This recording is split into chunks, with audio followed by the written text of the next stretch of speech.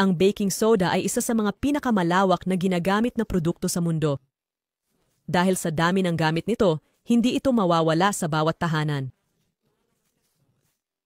Bago ko sabihin kung bakit ilalagay ang baking soda sa batok, ipapakita ko muna ang ibang gamit nito. Sa unang trick, aalisin natin ang kuko halamang singaw. Maglagay ng 1 kutsara ng baking soda sa lalagyan, tapos dagdagan ng 2 kutsara ng suka ng mansanas. Pagkatapos, haluin ng mabuti. Ang baking soda at suka ng mansanas ay may antiseptic properties, kaya nakakatulong sa paglaban sa kuko halamang singaw. Pagkatapos haluin ng mabuti, ilagay lang ang timpla sa mga apektadong kuko at hayaan ng hindi bababa sa 15 na minuto. Pwede mo ring gamitin ang parehong timpla sa buhok para labanan ng balakubak. Bukod dito, ang suka ng mansanas at baking soda ay may mga katangiang nakakaayos ng pinsala sa buhok dulot ng mga pangkulay at iba pang kemikal.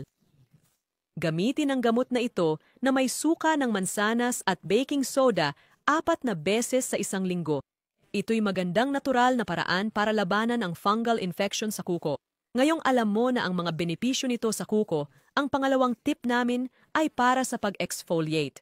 Maglagay ng 1 kutsara ng baking soda at 1 kutsara ng tubig sa isang lalagyan. Haluin ng mabuti hanggang maging paste.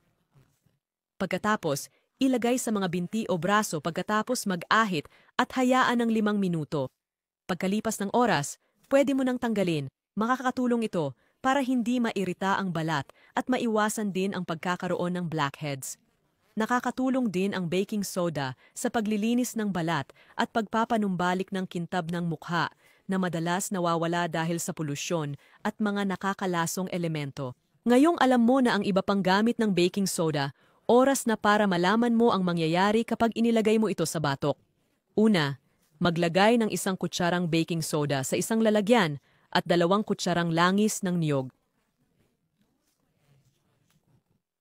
Pagkatapos ilagay ang langis ng niyog, haluin ito ng mabuti. Ang langis ng niyog ay nakakatulong sa pagpapantay ng tono ng balat at nagne-neutralize ng mga mantsa sa mukha at balat. Pagkatapos ihalo ang langis ng niyog at baking soda, idagdag ang katas ng 1 lemon. Sa huli, haluin muli. Dahil sa mataas na antioxidant ng lemon, nakakatulong ito sa pagpapabawas ng dark spots at peklat. Mayroon din itong malakas na antibacterial, anti-inflammatory, at healing properties. Pagkatapos haluin ng mabuti, ipahid ang mixture sa batok at hayaang manatili ng 20 minuto. Ang prosesong ito ay makakatulong sa pagpapaputi at pag-aalis ng lahat ng uri ng dark spots. Maaari mo ring ipahid ito sa mga siko, kilikili, tuhod, singit, o saan mang bahagi na gusto mong pumuti. Ulitin ang prosesong ito ng minsan sa 1 linggo. Thank you for watching. Follow for more.